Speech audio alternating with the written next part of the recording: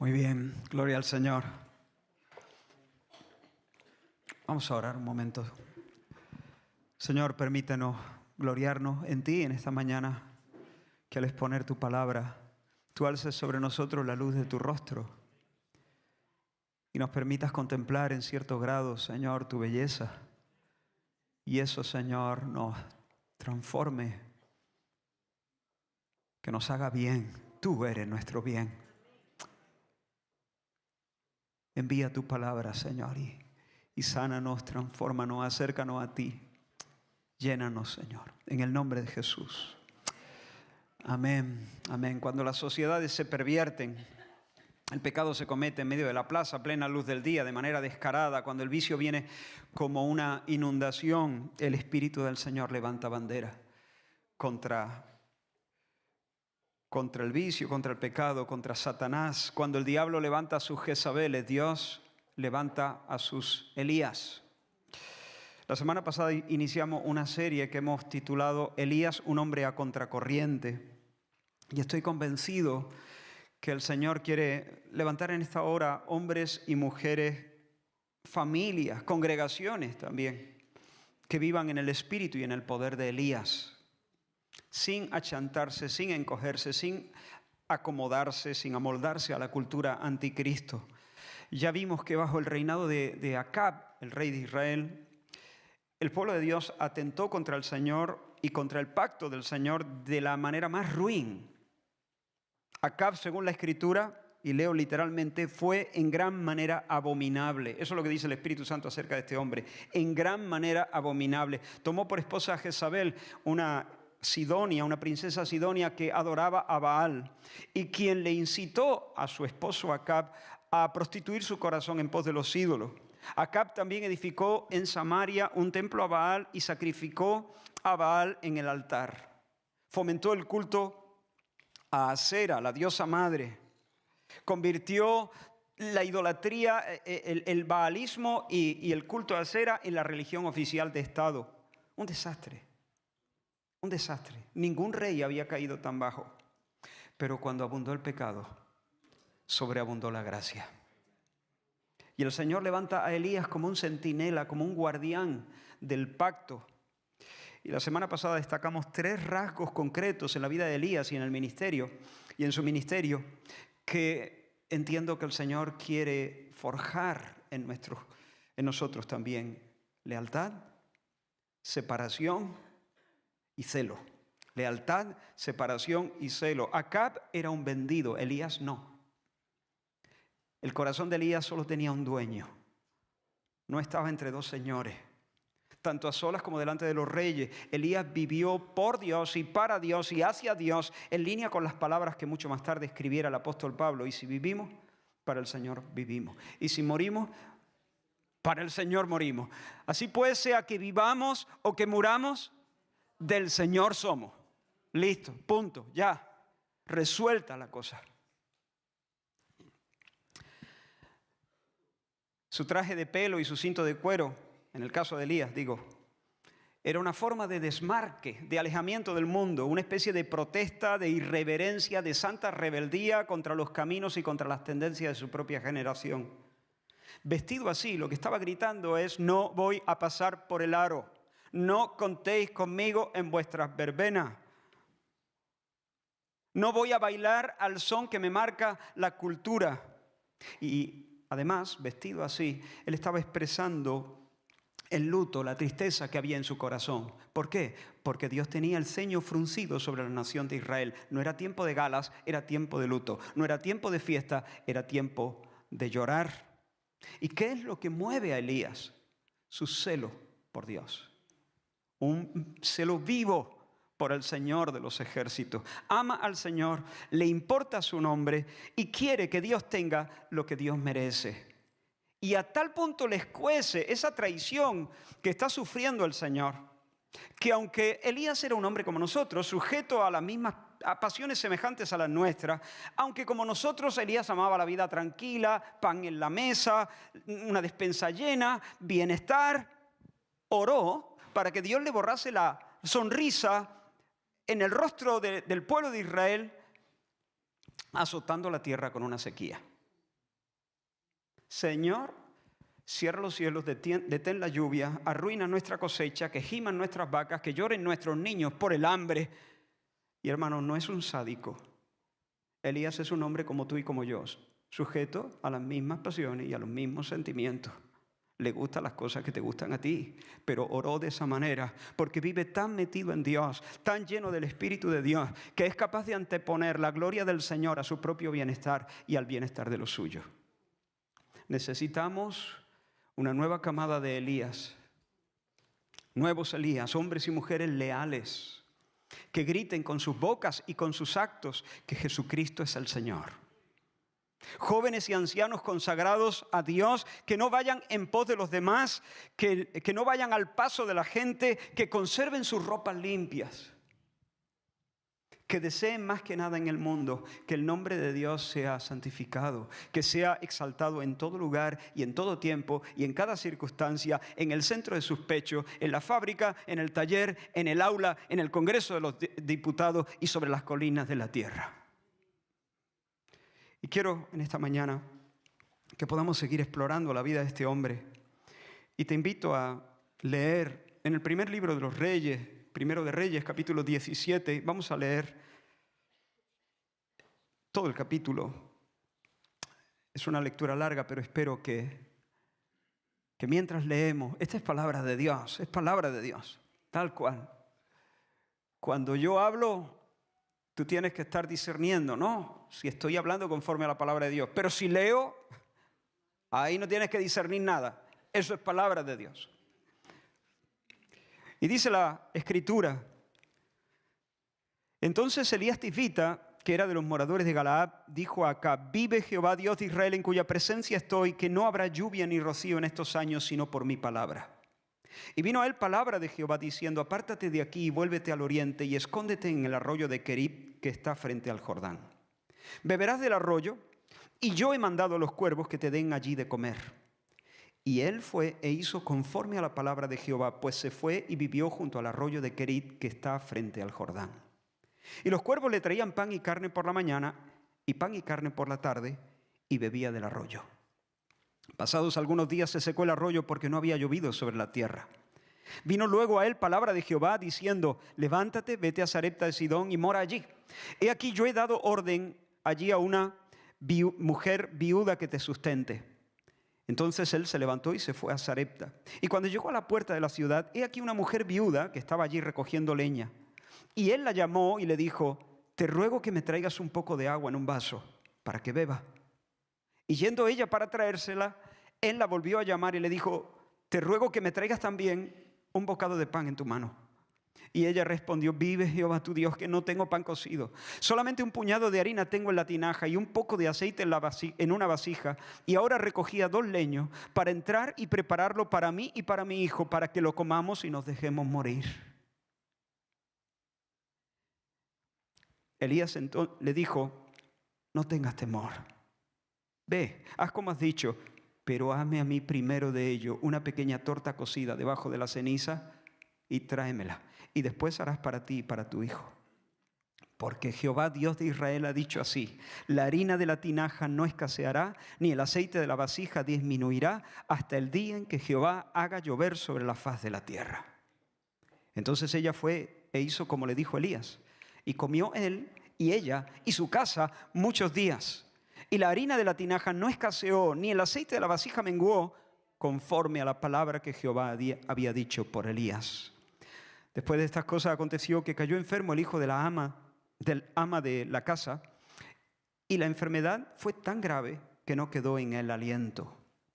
Y ella dijo a Elías: ¿qué tengo yo contigo, varón de Dios? ¿Has venido a mí para traer a memoria mis iniquidades y para hacer morir a mi hijo? Él le dijo: dame acá tu hijo. Entonces él lo tomó en su regazo y lo llevó al aposento donde él estaba y lo puso sobre su cama. Y clamando a Jehová dijo: Jehová Dios mío, aún a la viuda en cuya casa estoy hospedado has afligido, haciéndole morir su hijo. Y se tendió sobre el niño 3 veces y clamó a Jehová y dijo: Jehová Dios mío, te ruego que hagas volver el alma de este niño a él. Y Jehová oyó la voz de Elías, y el alma del niño volvió a él y revivió. Tomando luego Elías al niño, lo trajo del aposento a la casa y lo dio a su madre. Y le dijo a Elías: mira, tu hijo vive. Entonces la mujer dijo a Elías: ahora conozco que tú eres varón de Dios y que la palabra de Jehová es verdad en su boca. Que el Señor bendiga su palabra. Hay mucho en este pasaje.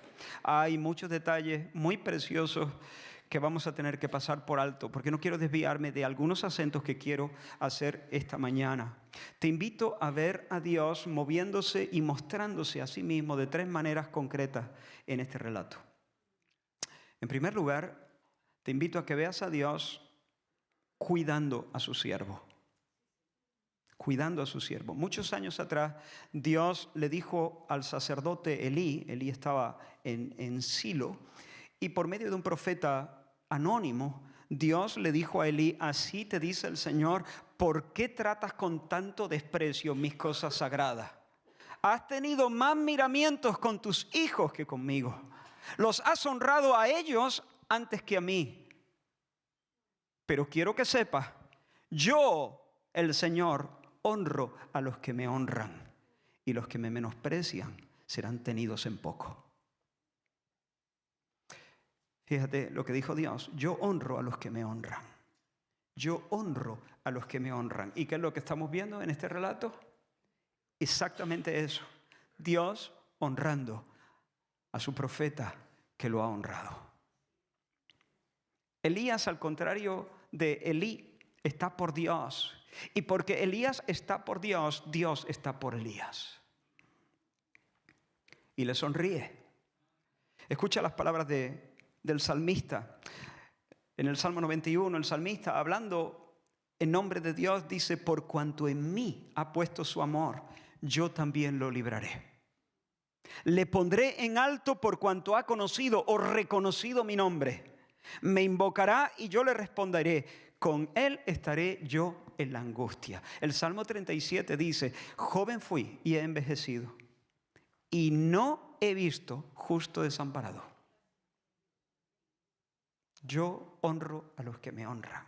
Aquí no vemos a Elías afanado y buscando las cosas que buscan los incrédulos.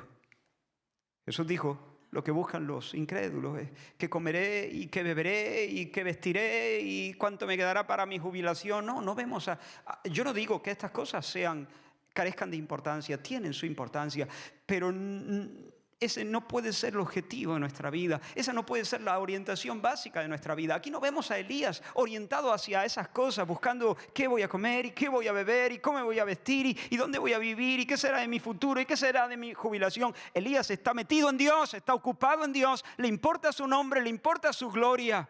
Está buscando que las cosas estén en su sitio, que las cosas se ordenen, que Dios sea tratado como Dios. En otras palabras, está buscando el reino de Dios y su justicia. ¿Qué es la justicia? Que las cosas estén en su sitio.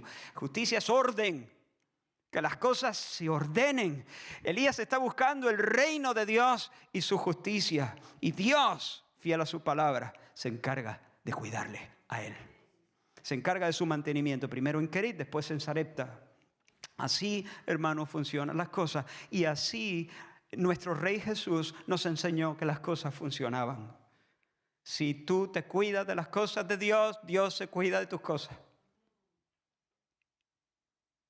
Si tú te preocupas del reino de Dios y buscas el orden de Dios en todas las cosas, entonces Dios te mantiene, Dios cuidará de ti. Nunca ha habido un justo desamparado. Jesús lo dijo con estas palabras: mas buscad primeramente el reino de Dios y su justicia, y todas estas cosas, comida, vestido, techo, os serán añadidas. Se calcula que Elías estuvo alrededor de un año viviendo junto al arroyo. No se sabe con precisión el tiempo, pero algo más de 2 años en Sarepta posiblemente. En ese tiempo, mientras Elías estuvo retirado por Dios, porque esto fue un absoluto retiro, así se titula el mensaje, retiro. En este tiempo Jezabel desató una sangrienta persecución contra los profetas. Acab rastreó de arriba abajo toda la tierra de Israel, incluso traspasó las fronteras de Israel en busca de Elías. Yo imagino a Acab llegando de nuevo a su casa después de una batida de esta buscando al profeta. Lo imagino dando vueltas en su cama con los ojos como platos, diciéndose a sí mismo en medio de la noche: ¿será posible? ¿Dónde se habrá metido donde se habrá metido Elías. Lo vemos más adelante, lo veremos en esta serie, que Acab estaba por todos sitios, como un loco buscando a Elías. Y mientras el pueblo gime bajo la sequía, y Acab se desvela en medio de la noche, no dando crédito. ¿Dónde se ha metido? Ha desaparecido, parece que lo ha tragado la tierra. Elías bebe agua fresca del arroyo y come 2 veces al día pan y carne. No está en un spa, yo ya lo sé que no está en un spa, pero bebe y come 2 veces al día. Hidrato de carbono, sus proteínas. Y mírale en Sarepta, comiendo y bebiendo, tiene un tabernáculo, tiene una habitación para él, durmiendo, posiblemente roncando, porque Dios lo mantiene. El rey en su cama de pluma, con los ojos como platos, y Elías durmiendo en su aposento, porque vive al abrigo del Altísimo, porque Dios se lo ha metido en su regazo. Y allí, bajo el regazo de Dios, uno siempre está pasa desapercibido el radar del enemigo. No lo alcanza. Repito, Querit no es un palacio. Sarepta no es el lugar que él hubiese elegido. Es una ciudad extranjera, es una ciudad idólatra. Pero Elías tiene sustento y tiene abrigo, porque Jehová es su pastor y nada le falta. Porque Dios honra a los que le honran. Porque los ojos de Jehová contemplan toda la tierra, para mostrar su poder en aquellos que tienen un corazón perfecto para con Él. Por lo tanto, hermano, lo primero que te digo, como dice el Salmo 34, temed al Señor, vosotros sus santos. Temed al Señor, vosotros sus santos, pues nada falta a los que le temen. Los leoncillos necesitan y tienen hambre, pero los que buscan al Señor, es decir, los que miran por Dios, los que honran a Dios, los que buscan su reinado por encima de todas las cosas, los que anhelan que su nombre sea santificado, no tendrán falta de ningún bien. Palabra del Señor. Promesa del Señor. Tal vez algunas de las providencias que el Señor te arrime no te parezcan muy amables. Seguramente jamás, si Dios te mete en la choza de una mujer viuda, idólatra, a punto de morirse de hambre, pobre entre los pobres, dirá, esta no me la esperaba. Pero aunque algunas providencias del Señor no te parezcan las más amables, aún así, nada que te sea verdaderamente útil para tu salvación te faltará. Jehová honra a los que le honran. No tendrán falta de ningún bien. Bendito sea el nombre del Señor. Por tanto, hermano, hermana, di como el salmista, en Dios solamente está acallada mi alma. De Él viene mi salvación. De Él viene mi salvación. Señor, tú eres mi fuente. Si mi padre y mi madre me dejan, Señor, tú eres mi fuente, con todo el Señor me recogerá.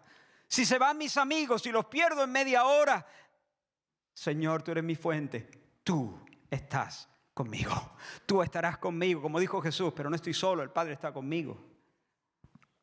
Si se vacía mi despensa, todo lo puedo en Cristo que me fortalece. Como dijo Pablo, sé vivir teniendo suficiente, teniendo abundancia, sé vivir en necesidad, sea como sea que esté la despensa, todo lo puedo en Cristo que me fortalece. Si pierdo la salud, aún allí me guiará tu mano y me asirá tu diestra. Si mueren mis ilusiones, Dios no muere, sigue vivo y su misericordia es para siempre. Dios es mi fuente. Así que en nuestro texto vemos en primer lugar a un Dios fiel que cuida de sus siervos, dándole pan, dándole refugio, dándole pan en la sequía, dándole refugio en la persecución, escondiéndolo en el tiempo de angustia. En segundo lugar, vemos a Dios curtiendo a su profeta, preparándolo, fortaleciéndolo, consolidándolo, templándolo, acorazándolo.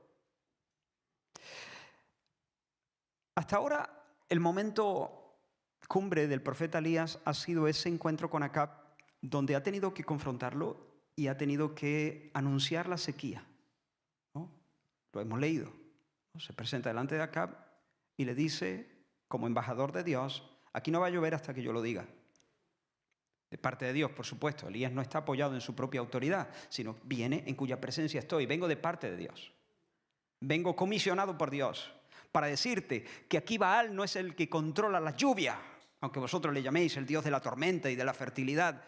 Baal es un trasto. Dios te dice, Acab, no va a llover hasta que yo lo diga. Ese ha sido hasta ahora el momento cumbre de Elías, pero ese no va a ser el momento cumbre de la vida de Elías. Dios tiene una batalla más formidable para él. Este episodio es apenas el principio. La principal batalla viene dentro de 3 años. El Señor quiere usar a su siervo para noquear sobre el rin del Monte Carmelo a Baal y a sus profetas. Dios quiere hacerle un jaque mate a Baal sobre el Carmelo. Y así como los peleadores cuando se retan a un combate y fijan la fecha, luego regresan al gimnasio. No se van inmediatamente al ring. Se van al gimnasio para prepararse, para buscar la mejor condición física y mental para encarar con garantía esa pelea. Pues de la misma manera el Señor retira a su hombre y se lo lleva al gimnasio. Porque para estar firme en el Carmelo, donde va a desafiar a Baal y a sus profetas, Elías necesita nuevas experiencias con Dios. Nuevas experiencias que lo hagan más sensible, que lo hagan más dependiente, que lo hagan más seguro en Dios, que lo hagan más fuerte en Dios. Por una parte necesita ejercitarse en un nuevo nivel de dependencia. Y ya te digo, hermano, hay batallas por delante que Dios quiere que tú libres. Hay montes Carmelo en los que Dios quiere ponerte para que experimentes la victoria del Señor. Pero hoy toca gimnasio. Elías necesitaba ejercitarse en un nuevo nivel de dependencia. Mira, cuando Dios guía a Elías, fíjate que lo va guiando paso a paso. No le dice todo de golpe. Le va diciendo a cuentagotas qué es lo que toca. Cuando Dios lo envía a encontrarse con Acab para anunciar la sequía, no le da una descripción detallada de lo que viene por delante, de la ruta a seguir, no le da un mapa amplio acerca de los próximos 5 años.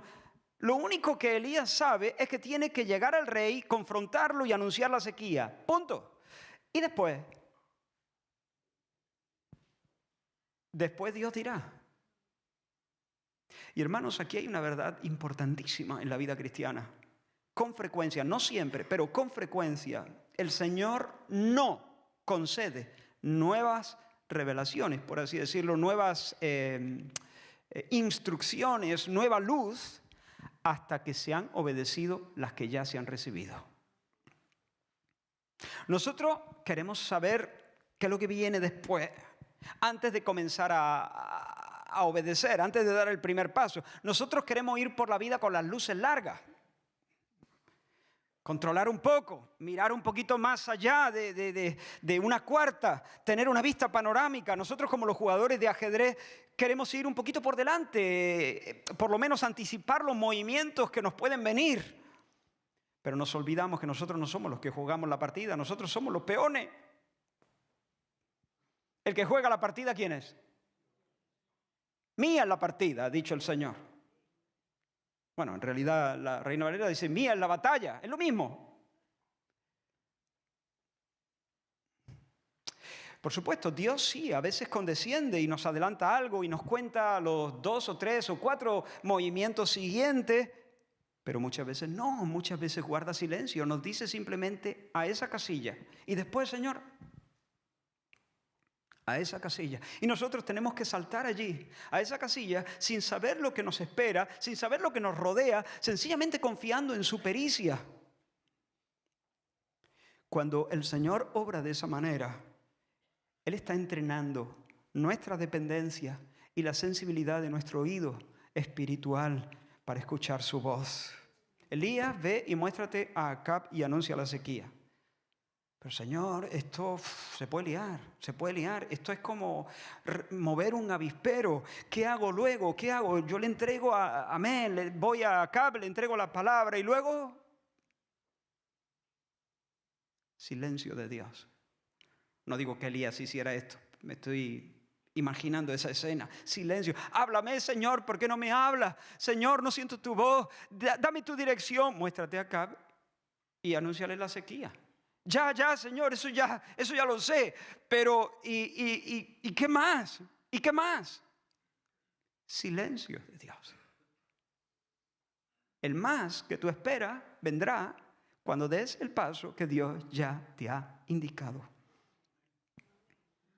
No hay más palabras hasta que la palabra recibida sea obedecida. Tal vez haya algunos aquí que no recuerden cuándo fue la última vez que el Señor, de manera muy personal, muy íntima, muy profunda, muy especial, les enseñó el camino por el que habían de andar.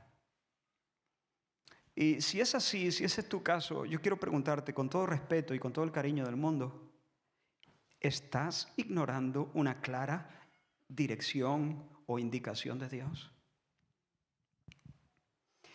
¿Estás dejando en suspenso tu obediencia hasta que Dios te explique mejor las cosas, hasta que te ponga las largas, hasta que te diga cuáles son los siguientes pasos? Porque si es así, es probable que hasta que no des el paso que Dios ya claramente te ha indicado que debes dar, no va a haber más voz de Dios, no va a haber más luz de Dios. Digo, no siempre es así. Dios a veces actúa de otra forma, pero con frecuencia es así. Dios te está entrenando, pero es que no veo nada, es que no sé lo que me espera allí. Y si me pongo en esa casilla, no sé, ponte en esa casilla. Pero si yo hago eso, si yo me humillo, si yo le digo a tal persona tal cosa, y si le pido perdón, entonces se va a aprovechar de mí, tú no lo conoces, esto va a ser... Escucha, hazlo. Hazlo. Y luego vendrá las nuevas indicaciones. Y luego vendrá más luz, más palabras del Señor. Cuando Elías obedeció, eso fue lo que pasó. Dios le mostró el siguiente paso. Por cierto, un paso muy extraño. Un paso muy extraño. Levántate, vete al arroyo, a Kerib, al arroyo que está allí. O sea, que Kerit, instalarse en Kerit, que era un arroyo, en tiempos de sequía sonaba como una broma. ¿Es broma, no, Señor? En Kerit dice que está frente al Jordán. Ya, pues si está enfrente del Jordán, ¿no será mejor instalarse en el Jordán, que es un río? ¿Me vas a mandar a un arroyo estacional que cuando llega el calor se seca, cuando llega el invierno se llena un poquillo de agua y estamos en medio de una sequía? Ya has anunciado que la sequía va a prevalecer. Señor, es una broma, ¿no? ¿Un arroyo? No, no es un arroyo. Y él no tiene la libertad para irse al Jordán, aunque humanamente hablando, todo dice que es mucho más inteligente ir al Jordán que ir a Kerit. Pero Dios ha dicho Kerit, punto final. Y fíjate que pasado el tiempo el arroyo se secó. Nos ha dicho el texto que hemos leído. Imagino que paulatinamente el cauce se fue haciendo cada vez más delgado. ¿Y qué hizo Elías cuando vio que el caudal menguaba? Se levantó un día y dijo, aquí viene menos agua. Esta no es el agua que pasaba por aquí ayer. Y de repente el agüita empezó a ser como un pequeño hilo y se formó barro alrededor en el lecho del arroyo. ¿Y qué hizo Elías? Hizo las maletas y se fue. Y dice, ahora sí, ahora ya hay que tirar de sentido común. No, hermano. ¿Qué hizo Elías? Se quedó. ¿Por qué se quedó? Porque todo lo que tenía de Dios era la orden de ir a Kerit. Dios no había hablado de nuevo, entonces en Kerit debía permanecer. Esperó en Dios, aguardó en su palabra. Y yo imagino que el demonio allí disparó todas sus flechas contra el corazón de Elías. Oye, Elías, tú te has planteado, ¿y si Dios te ha olvidado? ¿Y si ya no le importa? Tú sigue aquí que Kerit va a ser tu tumba. Pero hermano, se quedó hasta que el arroyo no fue más que una llaga polvorienta. Pasados algunos días se secó el arroyo. porque no había llovido sobre la tierra, dice el texto. Entonces vino a él la voz del buen pastor. Vino luego a él, vino luego a él. Entonces, y solo entonces, Dios estaba entrenando a su profeta. En dependencia de Dios, en sensibilidad a su voz, en sujeción a su voz. No son providencias fáciles, no son escenarios cómodos. Y Dios nos pone a veces en ese tipo de escenarios para que aprendamos a escuchar y aprendamos a esperar en la palabra del Señor. Pero Dios nunca llega tarde. No vemos a Elías dando bocanaz en Querib, muerto de sed, no. Se secó el arroyo y vino luego, inmediatamente después, la palabra del Señor diciendo, ahora sí, haz las maletas, nos vamos a Sarepta. Iglesia del Señor, hermano mío, nos toca aprender dependencia en este tiempo. El Señor nos tiene por delante batallas mayores que las que hemos vivido. Momentos de más gloria, de más victoria en el Señor. Pero toca aprender sensibilidad, dependencia, espera en la palabra del Señor. Y va a dejar que algunos arroyos se nos extingan poco a poco delante de nuestros ojos. Y así va a probar nuestra fe y nuestra obediencia.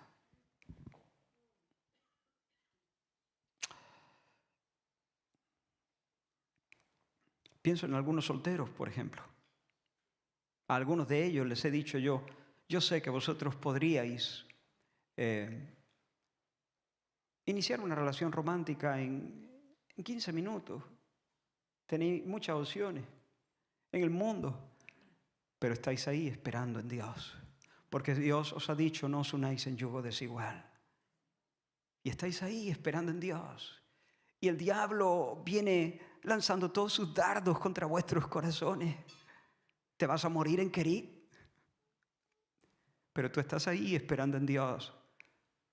Ya te lo digo, Dios honra a los que le honran. Y ese músculo que estás sacando, mientras esperas y crees y obedeces la palabra del Señor y no te precipitas y no te pones nervioso y no sales corriendo a llamar puertas. Ese músculo que estás desarrollando ahora mismo te va a servir en el Carmelo mañana. El Monte Carmelo, sí. Te va a servir en el Carmelo mañana. Te va a servir para las batallas que tendrás que librar y que tú ahora ni siquiera imaginas. Y eso le va a dar mucha gloria al Señor. Pero, hermanos, además de ejercitar al profeta en un nuevo nivel de dependencia, el Señor, tanto en Querib como en Sarepta, le provee a Elías de una serie de experiencias de su soberanía, de la omnipotencia de Dios. Dios lo lleva al gimnasio no para que Elías vea sus propios músculos, sino para enseñarle el músculo de Dios. Escuche de nuevo la orden que el Señor le da. Escóndete en el arroyo de Querib y dice, beberás del arroyo y yo he mandado a los cuervos que te den allí de comer. Lo voy a leer de nuevo. Y yo he mandado a los cuervos que te den allí de comer. Venga ya. No. Lo que oye, hermano. Tal cual. ¿Y tú te crees estas cosas, Israel? Por supuesto, hermano. Por supuesto. ¿Tú no? Dios. Esto es increíble. Bueno, increíble no, yo lo creo. Pero esto es maravilloso. Dios haciendo uso de su libertad. Haciendo uso de sus derechos como el soberano, como el rey de los cielos y de la tierra, como el dueño absoluto de todo lo que existe, en un despliegue de poderío, decreta que esas aves carroñeras que si te descuidas te sacan los ojos, durante meses se van a convertir en el servicio de catering más puntual y exótico que ha conocido la historia. Si Elías estuviese escribiendo un diario, ¿qué habrá escrito ese hombre? Querib, día 1, no salgo de mi asombro. Esto es más alucinante que un arcoíris doble. Los cuervos me han traído pan y carne. A media mañana, a media tarde, un tanto de lo mismo. Supongo que Dios se ha reído al ver mi cara de flipado. Día 2. Alucino. Los cuervos han vuelto. De nuevo pan y carne. Qué pena que aún no se ha inventado el iPhone. Un vídeo así sería viral. Ya sé, esto lo dice la Biblia, ¿eh? Esto es mi imaginación. Pero lo que de verdad me estremece es comprobar el poder y el dominio de Dios.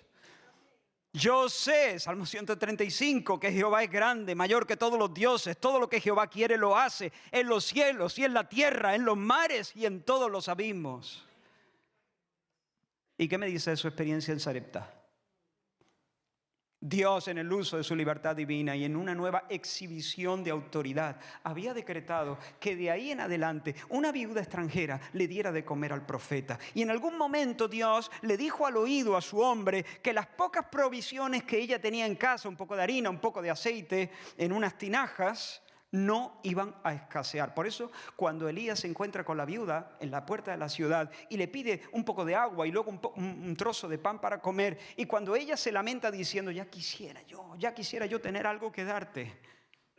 Estoy recogiendo leña para preparar una última comida para mí y para mi hijo, y luego nos vamos a dejar morir porque se acabaron nuestras esperanzas. Cuando Elías escucha a la mujer así, como Dios ya le ha dicho lo que él va a hacer, le dice, escucha, haz la comida para ti y para tu hijo, tal y como has dicho. Pero hazme a mí primero una torta bajo las cenizas y luego ya comes tú. Porque el Señor dice que la harina y el aceite que tú tienes no va a escasear hasta que vuelva a llover sobre la tierra. Y yo imagino que de nuevo el diablo se acerca al profeta. El diablo siempre está cerca, siempre está rondando como un león buscando devorarnos. Y yo imagino, no lo dice la Biblia, pero no me cuesta imaginarme a Satanás, el enemigo de nuestras almas, de nuevo acercándose al profeta para escupirle al oído un montón de acusaciones. Cara dura, ¿qué es eso de hazme a mí primero? Y por cierto, te vas a manchar cobijándote bajo el techo de una idólatra. Por cierto, la mujer se ha ido, pero no te hagas ilusiones. ¿Tú crees que va a venir trayéndote el almuerzo? Esa mujer está reuniendo ahora a los hombres del pueblo para que te den una paliza, cara dura. Pero no, hermano, no fue lo que sucedió. La mujer se fió de Elías, cocinó primero para él y Dios la bendijo. Habría mucho que decir acerca de esta mujer, pero no quiero detenerme aquí. Como he dicho, hay algunos detalles que tenemos necesariamente que pasar por alto. Pero así lo cuenta la Escritura. Entonces ella fue e hizo como le dijo Elías, y comió él y ella y su casa muchos días, y la harina de la tinaja no escaseó, ni el aceite de la vasija menguó. Diario de Elías, Sarepta, día 7. No puedo evitar las lágrimas al ver brillar el rostro del ama de casa mientras cocina. Me gusta escuchar su risa nerviosa cuando vuelca la tinaja y comprueba que sigue habiendo aceite. Dios es Dios. No solo impera sobre los cuervos, sobre los animales salvajes, rige la materia inanimada, inclina a donde quiere el corazón de las personas. De nuevo me quito el sombrero y canto. Todo lo que Jehová quiere lo hace en los cielos y en la tierra, en los mares y en todos los abismos. Hermanos, un buen día, el hijo de la viuda enfermó. Supongo que Elías oraría por él. Señor, sánalo. Pero así como el arroyo de Querís se fue secando poco a poco, el niño se fue quedando sin resuello hasta que quedó cadáver. Ahora, imagínate el drama. Imagínate el drama. No solo es viuda, su hijo.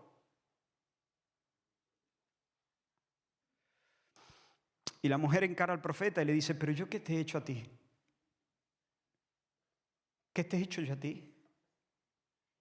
¿Has venido para hacer aflorar mis iniquidades, mis pecados antiguos y arrancarme a mi hijo como un juicio por ellos? Elías estaba, supongo que perplejo, ¿no? Totalmente no sé, perplejo, sin saber muy bien cómo explicar todo aquello, sin saber cómo se come esta nueva situación, pero no se puso de perfil. Cargó con el muerto, literalmente. Cargó con el muerto, lo llevó a su aposento, lo tendió en su cama y clamó al Señor: Dios, ¿por qué? No lo entiendo. No me cuadran estas cosas. Aún a la viuda que me está sustentando has afligido tan gravemente. Y de nuevo imagino al demonio. De nuevo imagino al demonio diciendo: ¿ese es tu Dios? ¿Así es tu Dios? Menudo Dios, maldícele porque no te merece. Pero Elías se fortaleció en Dios. Y su fe se hizo incluso más audaz. Y levantó una oración insólita: Jehová Dios mío, te ruego que hagas volver el alma de este niño a él. Nunca a esas alturas en la historia había habido una resurrección. Nunca. Que sepamos, nunca nadie había orado así.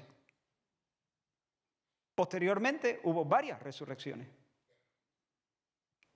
Bajo el ministerio de Eliseo, por supuesto bajo el ministerio de Jesús, bajo el ministerio de los apóstoles, pero que sepamos, nunca nadie había orado así.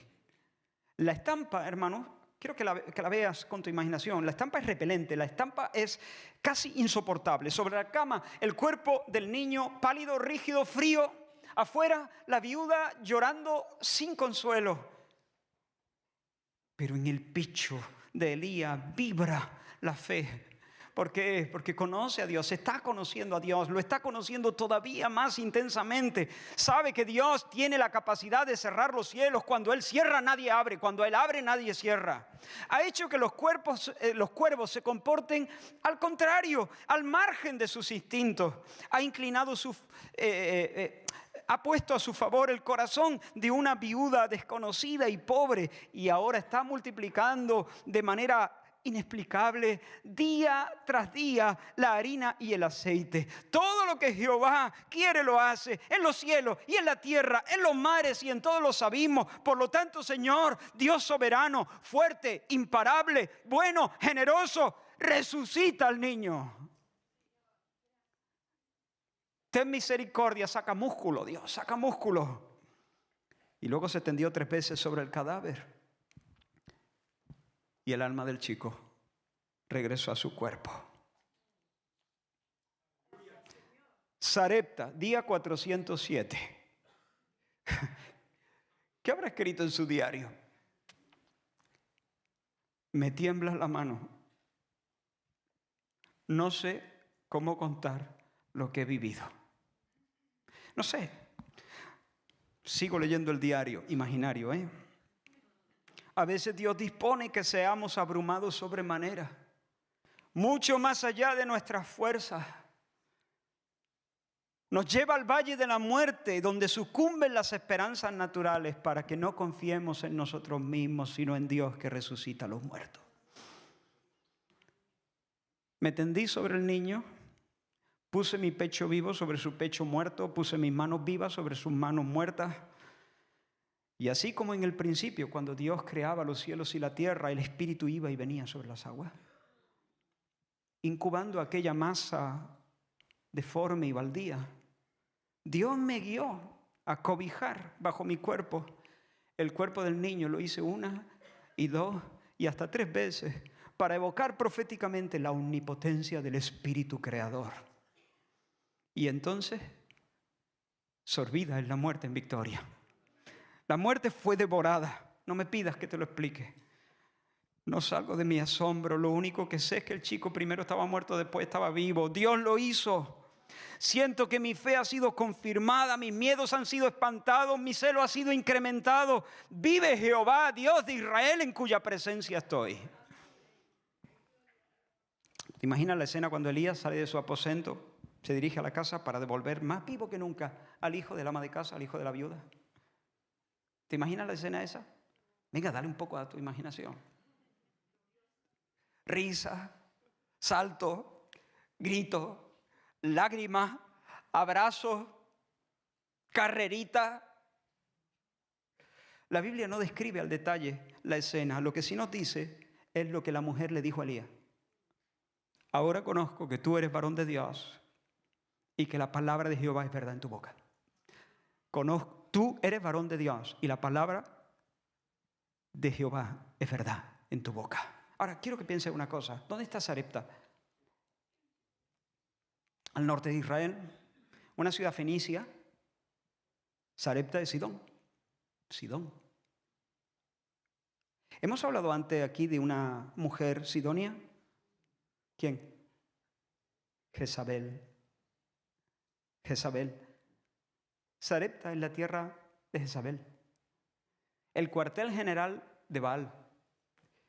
Entonces, Dios retira y esconde a su profeta para, en primer lugar, darle protección y mantenimiento en medio de la persecución y la sequía. Pero también lo saca de la escena pública para curtirlo, para acorazarlo, para perfeccionar su dependencia, para sentarlo en un palco de honor desde el que pueda ver en primera línea el actuar todopoderoso, magnífico del Dios omnipotente. Y de esa manera robustecerlo para las batallas que siguen. Mañana tiene que subir al Rin del Carmelo. Pero justo antes de subir al Rin del Carmelo, le permite ver la conversión de una sidonia, quien allí, en el cuartel general de Baal, en la tierra de Jezabel, le mira a los ojos y le dice: tú eres varón de Dios y la palabra de Dios es verdad en tu boca. Y es como si Dios mismo, después del gimnasio, después del entrenamiento, va en varias ocasiones, a lo mejor lo que voy a decir es como muy tonto, ¿no? Pero en varias ocasiones me venía, porque yo en mi juventud, claro, vi las películas de Rocky. y justo antes, ¿no? Antes de que la escena cambiara y entonces ya se apuntase hacia el desenlace, la pelea final, y apuntase la cámara al ring y se concentrara allí, justo la pelea, el momento de antes siempre es un momento cumbre, es un momento épico, a veces de entrenamiento, pero llega un momento donde no sé cómo describirlo, ¿no?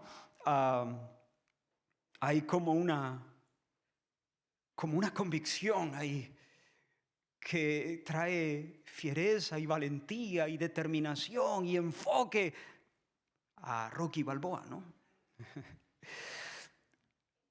Permitidme que dramatice un poco antes de subir al Monte Carmelo.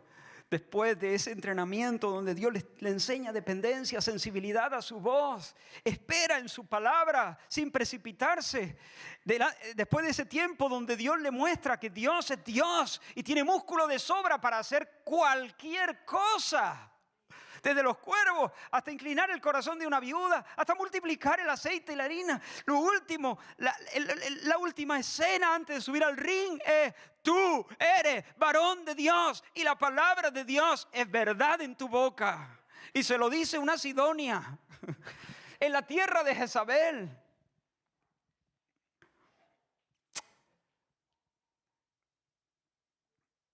Es épico. Y Dios también a ti te va a llevar al gimnasio. Y Dios también te va a poner bajo la presión quizá de un trato injusto. Una persona que no te trata bien. Y te va a permitir que experimentes tal vez soledad.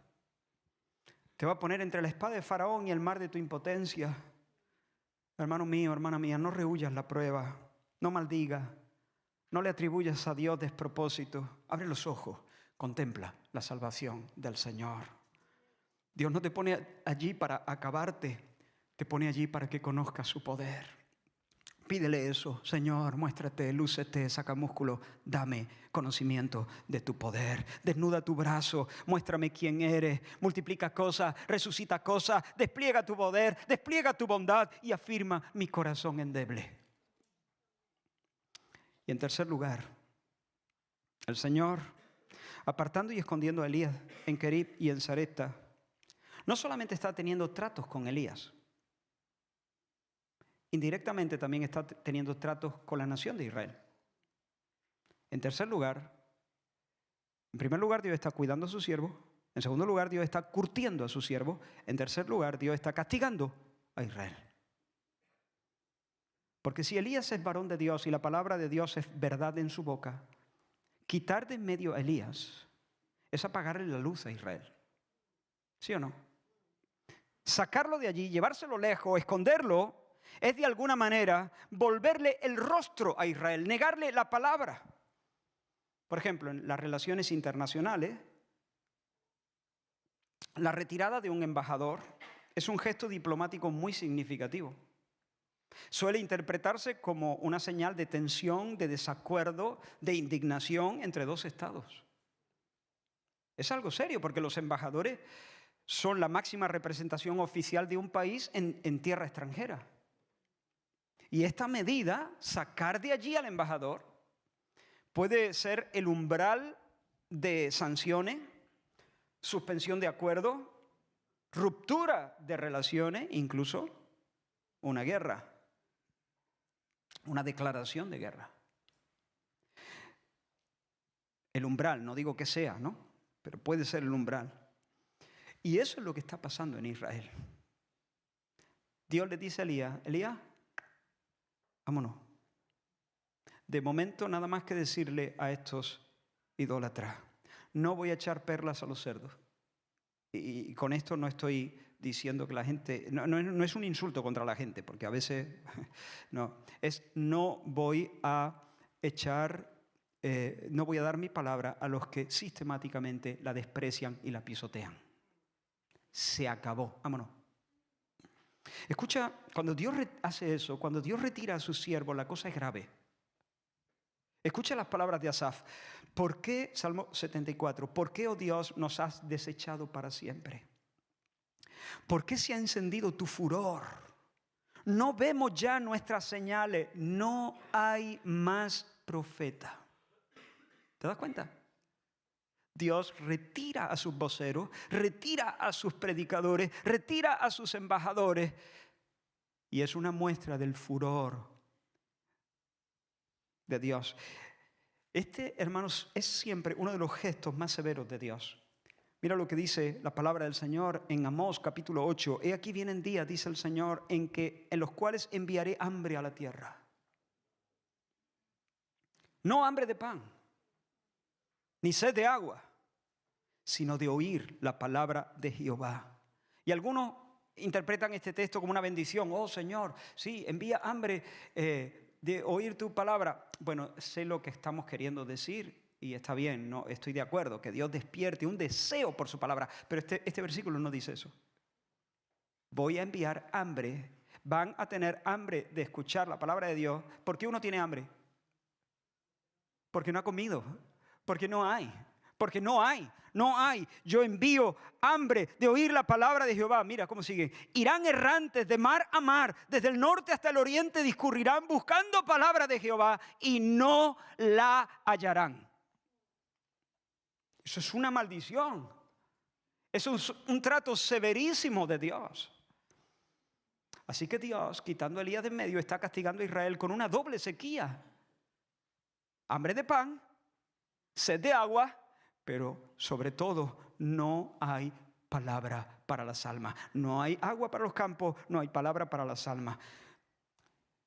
Y esto Jesús lo confirma cuando Jesús el Señor se estrenó en Nazaret como predicador. Nazaret es donde el Señor se había criado. Él escogió las palabras del profeta Isaías para dirigirse a sus vecinos y él dijo, el Espíritu del Señor está sobre mí. Me ha ungido para dar buenas nuevas a los pobres, sanar a los quebrantados de corazón, pregonar libertad a los cautivos, darle vista a los ciegos, poner en libertad a los oprimidos, predicar el perdón, el año del jubileo. Y luego, dice la Escritura, enrollando el libro, regresó a su lugar, se sentó y vio que todos le estaban mirando fijamente. Y cuando Jesús vio que los ojos de todos estaban fijos en él, miró a sus vecinos y les dijo, hoy es el día. Hoy se ha cumplido esta palabra delante de vosotros. Yo soy el Mesías. Yo soy la esperanza de Israel. Y los presentes estaban a cuadros completamente.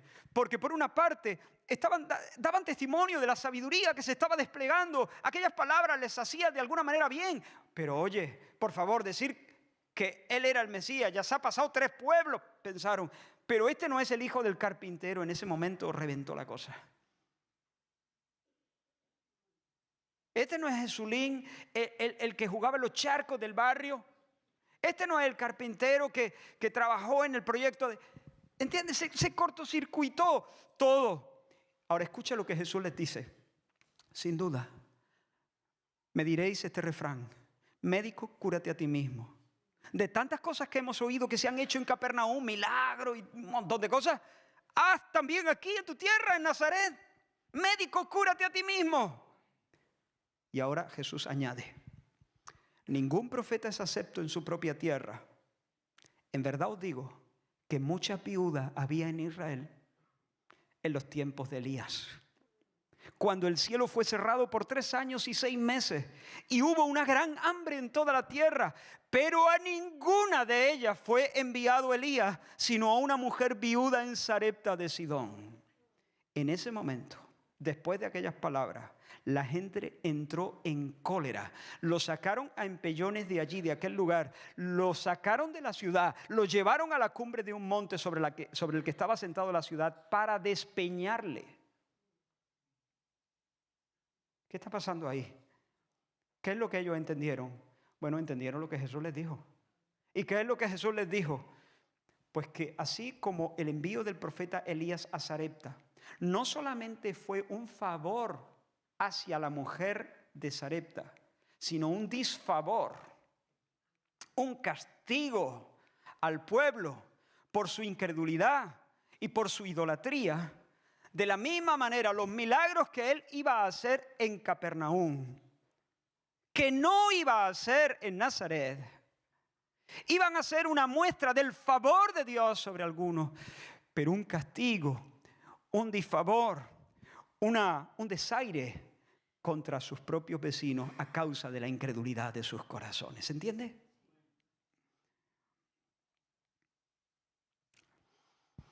Hermanos míos, estoy encarando la recta final. El pecado recalcitrante, el pecado atornillado, el pecado sin arrepentir puede conducirnos a un momento en el que Dios se vaya, nos deje y pegue un portazo. Cuando Dios azotó Egipto con la plaga de tinieblas, el país entero quedó sumido en tinieblas, en la negrura. Pero milagrosamente se nos dice que los hebreos tenían luz en sus habitaciones. Dios se mostró favorable a ellos. Mira la foto, el contraste es feroz. Mira la foto, tinieblas sobre toda la tierra de Egipto, mostrando el desagrado de Dios sobre los egipcios. Pero las habitaciones en Gosén, donde habitaban los hebreos, en las habitaciones de ellos luz, mostrando su buena voluntad hacia ellos, su favor hacia los suyos. En el tiempo de Elías fue exactamente lo contrario. Dale la vuelta a la foto. Hay hambre en Israel, hay pan en Sarepta. Hay muerte y llanto en Israel, hay resurrección y cantos de júbilo en Sarepta. Dios sigue siendo Dios. Su mano no se ha cortado para salvar, pero de manera intencional Dios le hace el vacío a Israel. Dios le vuelve la espalda, Dios se marcha y cierra la puerta y muestra su favor en otro lugar. Y quiero decirte, con toda la seriedad del mundo, es posible que Dios te haya hablado 1000 veces por medio de sus profetas. Lo mismo no van vestidos de pelo ni se ponen un cinto de cuero en torno a sus lomos. Lo mismo son más normalitos de lo que hubieses querido que fuesen. Lo mismo están cerca de ti, bajo tu techo, viven contigo en tu casa. Lo mismo son tus padres y tu madre, llenos a veces de contradicciones, de imperfecciones, pero Dios te lo ha dicho. Dios te ha hablado una y otra vez. Dios te ha llamado una y otra vez. Y hasta aquí tú sigues resistiéndote. Ten mucho cuidado. Ten mucho cuidado. Ten mucho cuidado. Porque Dios puede irse y pegar un portazo. Tal vez hay personas que se sienten ya así. Hay personas que a lo mejor aquí dicen, es que yo estoy ahí, yo estoy sumido en tinieblas y yo veo luz en las habitaciones de otros. Yo veo a Dios dándole cantos a otros. Yo veo a Dios haciendo florecer el corazón y la espiritualidad de otros, pero no veo a Dios conmigo. ¿Hay esperanza? Pues sí, hay esperanza. Porque yo no soy Elías. Pero también en virtud del llamado que Dios me ha hecho y en base a la verdad de la palabra de Dios, profetizo. Hay esperanza.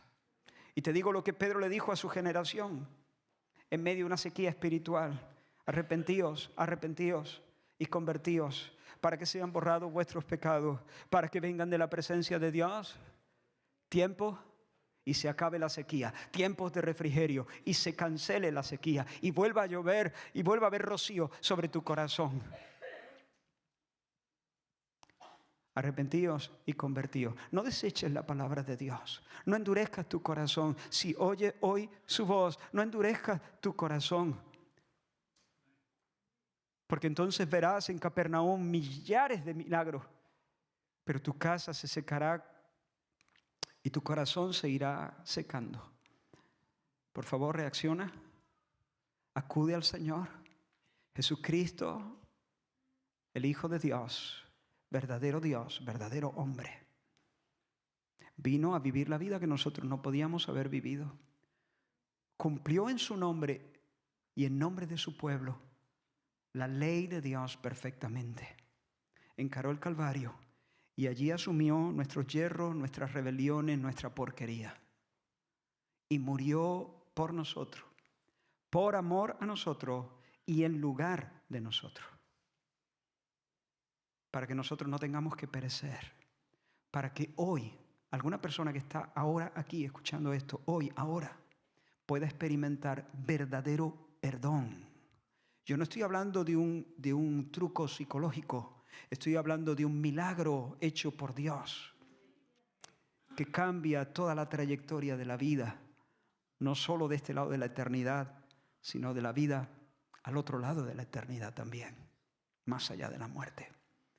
Confiesa tu pecado, reconoce que has sido rebelde, que has sido incrédulo, que has sido idólatra. Aún hay esperanza.